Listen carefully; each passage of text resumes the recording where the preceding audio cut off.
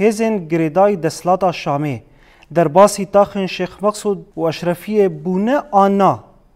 نا و در بازی تا شیخ مقصود و اشرفی و نبن بسر خو هگر پیوستی هبه و به تنسیق به ناوند آسایش روار تنسیق کرن درباره و آلیت تنسیق چه ببه ورن در بازی تاخه ببن بسر خو اف تنایه اف دبنده دا تنایه تنه و تنسیق هبه آلیت تنسیق و نوبری مرکز ناوند آسایش و ام ببین هزا اولهی و گشتی ام ببین یا